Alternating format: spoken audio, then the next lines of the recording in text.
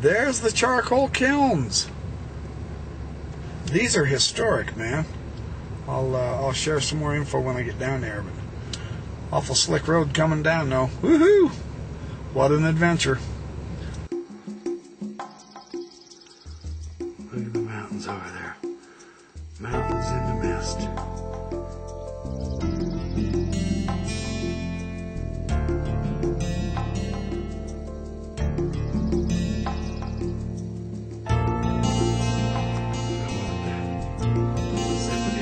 Over here. Here's the charcoal kilns. I'll do a podcast in front of those. Or a video, I mean. I keep saying podcast on that video. Boy, it's beautiful out here. I'll show you the surrounding area. I know this isn't much of a Backyard Professor video as far as instructions goes, but holy cow, when you're in this kind of country, who cares about what the DNA's all about, right? I can hear the critics saying, "Amen, Brother Church, amen."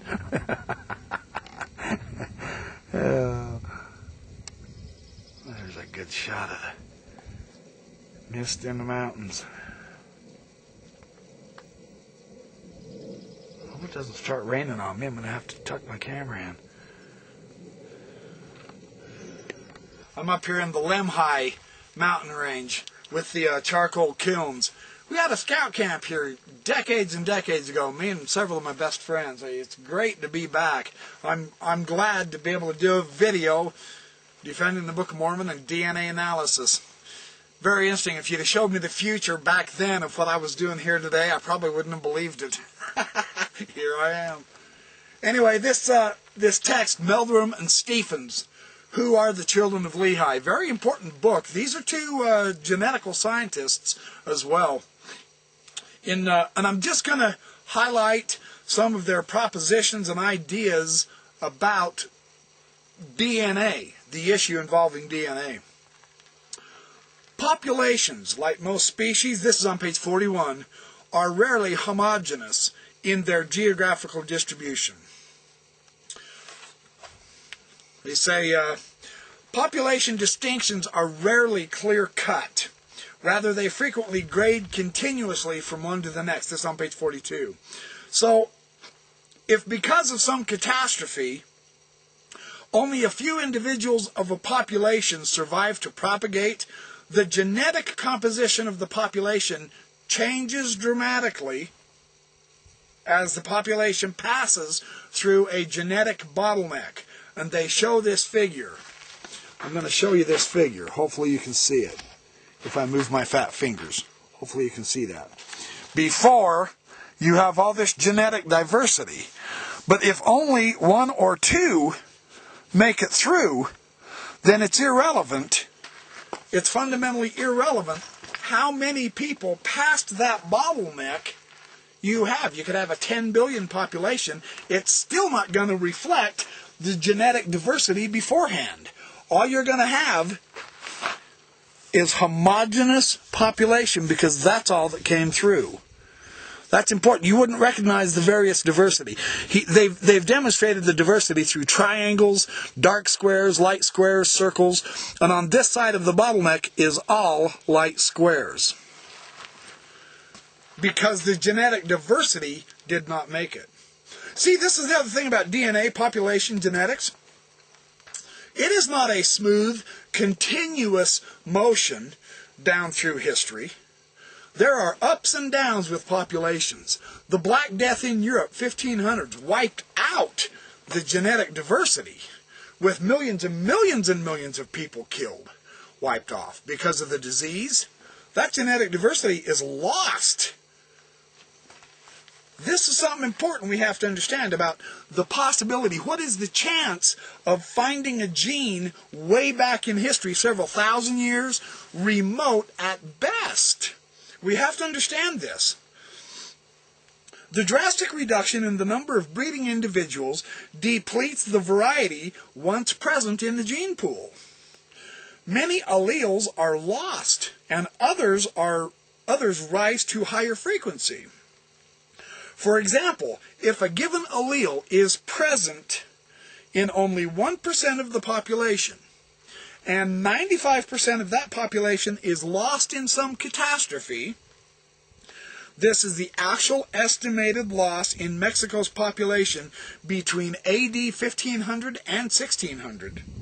The probability is only 1 in 20, that is just 5%, that particular allele will pass through the bottleneck and be represented in the surviving population. So this is a very rational, realistic, and scientific explanation of the extreme difficulty of even finding Lamanite DNA in the remaining Mesoamerican groups. There was a huge bottleneck with the Spanish conquest. They wiped out 95% of the population, either through conquest or disease. This is seriously crucial. This is why DNA cannot be used to prove very much about what was in ancient history. Besides, we would, because there has been a bottleneck, and just recently, just 300-400 years ago, we really would have to test absolutely everyone in order to find those specific types of genes, whatever they look like. No one has bothered to explain to us what Lamanite DNA is supposed to look like. If you don't know what something looks like, how are you going to know if you find it or not? You're not. See, this is the situation. We LDS apologists are not trying to come up with we're not desperate coming up with anything we can find. No, this is the science and actual factuality of the historical record with how DNA science functions. If we're going to have a rational discourse about this without exaggerating and stretching what DNA can prove and disprove, we have to know what we're dealing with. Critics are not doing that. I can't blame them. It wipes out their argument. The only thing critics are interested in anyway, believe me, they don't care about DNA science.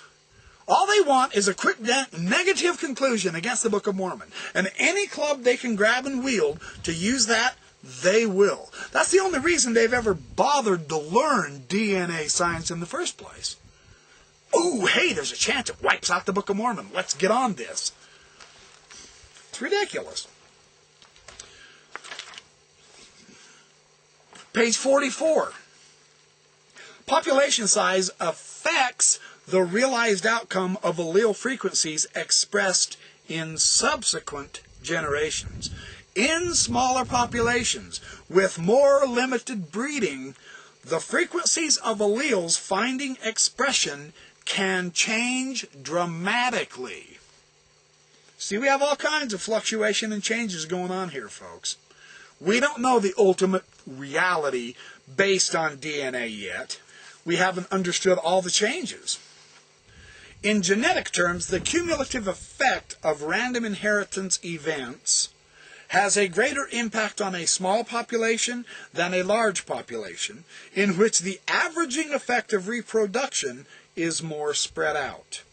We're dealing with a small population in the Book of Mormon. All they're basically saying is the effects of DNA spreading is much more drastically altered with small populations than large ones. Oh, and this is fascinating. They give a very personal example. And this is one of the points that I wanted to bring out above all else. Genetic drift can also be illustrated by an example that's easy to appreciate on a scale closer to home. The sex ratio in the general population is roughly 50-50. 50 men for 50 women, about right now.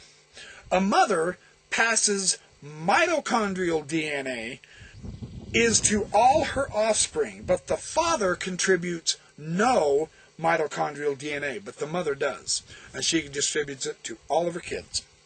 Therefore, half of her mitochondrial DNA, the half that her sons inherit, is not passed on to the next generation. Are you catching this? They're abbreviating this mtDNA. Half of her DNA does not pass on if she has sons. It only comes through her daughters in a mother. Jeff and his wife, Jeff Meldrum, and his wife have 6 sons and no daughters. As a result, his wife's DNA will become extinct when the last of their sons dies, because none of her mitochondria will be passed on to their grandchildren.